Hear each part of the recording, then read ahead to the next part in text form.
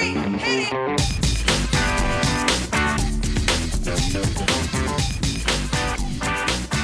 Good morning, good afternoon, good evening, and welcome to today's Caffeine for the Soul. And if the ideas that I talk about in this podcast each week inspire you, then I really encourage you, if you haven't done it, check out our basic course in Living from the Inside Out at michaelneill.org/basic course. It's free. It goes into what I call the inside out understanding, the underpinnings of all the ideas that we talk about each week. And most people find it both inspiring and enlightening, and I'm sure you will too. What I want to talk about this week is something that I noticed talking to clients about freedom. One of the very common things that people will come to me with, they'll complain about the amount of restriction in their life, about how small their life gets. Funnily enough, especially as they get more successful. Most people think that as you get more successful, you'll have more choices and more freedom. And in some ways, that's true. But in many ways, when what you do starts to really work, there's a real temptation in yourself and pressure from outside of you, to the extent that that's a thing, to conform to what you've already done. Well, that worked, so you need to keep doing that. You can't change that. And so when I'm talking about this with people, one of the metaphors or sort of models that I share is the difference between natural law, social law, and the rules.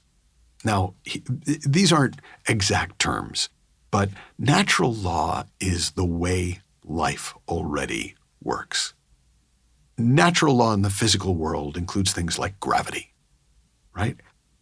100 times out of 100, if you are carrying a glass in your hand and you drop it, the glass will hit the ground. Now, it won't always break, but it will always fall as far as it can fall. That's a natural law. It's just how things work.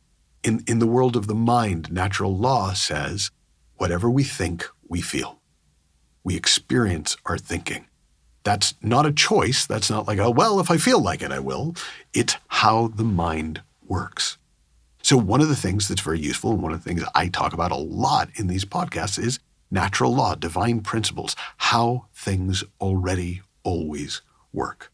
And the thing about natural law is it's useful to understand, but that isn't the restriction on your freedom, because we're all subject to the exact same natural laws. So if you've seen anyone in the world that you consider to have more freedom than you, it's not in the area of natural law, because natural law is self-enforcing, right? It's not, you're not being punished for dropping the glass. It's just how it works.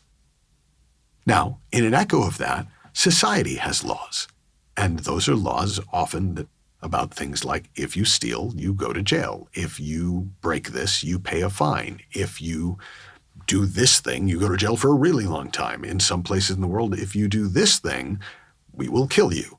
Now, you can not like society's laws, and in some societies, the laws are not very likable, but they're pretty straightforward.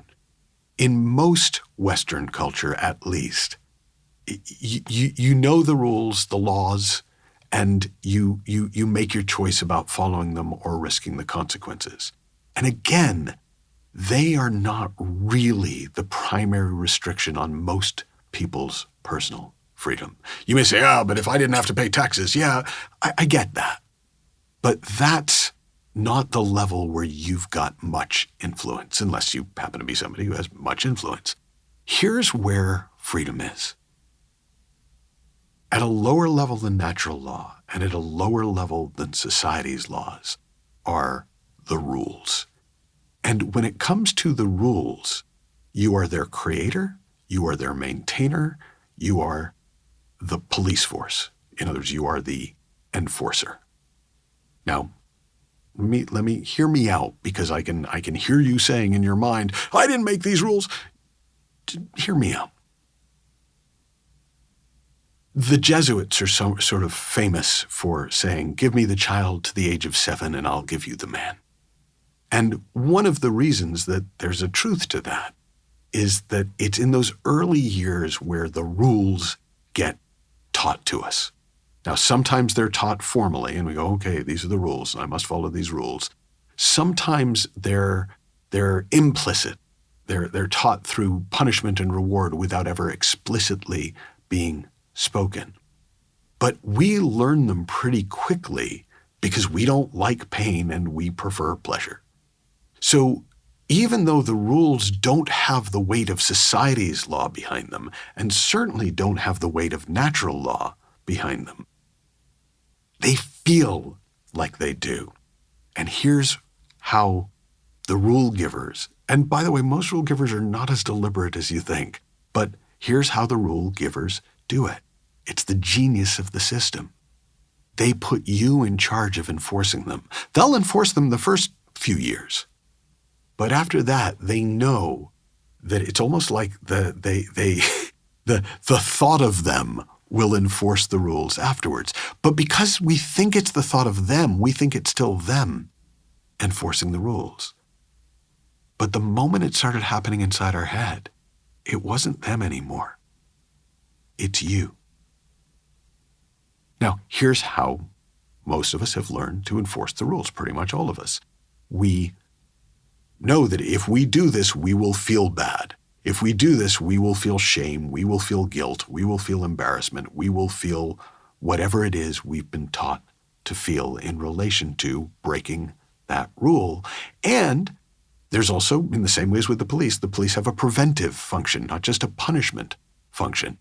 So there's I always heard a great analogy. Guy who wrote for the comedian Dave Chappelle said that, people say they're cool around celebrities, but actually, like, watching somebody try to be cool around a celebrity is like watching somebody drive on the freeway next to a cop. Like, you're acting like you're not concerned that the cop is there, but you are hyper conscious of everything you're doing because you know the cop might be watching. Well, that's the same with the cop in our head, the thought police in our mind. Is we might think, oh yeah, I don't pay attention to that. I do my own thing. There's one heck of an eye on what the thought police might do. And so the tactic is preventive. We're going to prevent ourselves from breaking the rules by scaring ourselves. And now we have this perfectly system. We'll scare ourselves so that we don't break the rules, but if we break them, then we'll feel really bad. So the next time we'll scare ourselves quicker and harder so that we won't break the rules. But what we don't notice is 100% of this game is happening inside our own mind. We are the rule keeper, we are the rule police, and we are the breaking the rule preventer. So we scare ourselves with the thought that we will make ourselves feel bad if we break this rule that was never ours in the first place. Now, I'm not suggesting, by the way, that what we should be doing is chaos and anarchy, but I am actually suggesting that in the world of the mind, there's no such thing as anarchy. There's no such thing as chaos. If you get rid of the rules in your mind, you are not left with chaos. You are left with discernment, and you are left with an underlying implicate order. Now, I'm not expecting you to believe me, but I am telling you, if you play with it, if you are willing to stop policing rules that you picked up somewhere by threatening yourself to make yourself feel bad if you don't follow them, you will see not that your life descends into chaos, but that your life begins to emerge with a real-time guiding intelligence, with a real-time, moment-to-moment discernment that allows you to know what's appropriate, what's not appropriate, what you can do, what's probably not a great idea to do, without ever needing rules or an internal police force to enforce them. How do you play with this for yourself? Just for the next week, start to notice the rules. Start to notice when you feel that feeling of, fear or guilt or shame. And just notice, well, hang on. What do I think the rule is that I'm making myself feel this uncomfortable at the thought of breaking? And is this a rule I need? Is this a rule that's helpful to me? Is this a rule that's kind? We don't get a say if society's laws are fair or kind. We certainly don't get a say in natural law. But we are judge, jury, police force, lawmaker in the rules we have inside our mind. Have fun, learn heaps, happy exploring, enjoy your freedom, and I'll talk with you soon.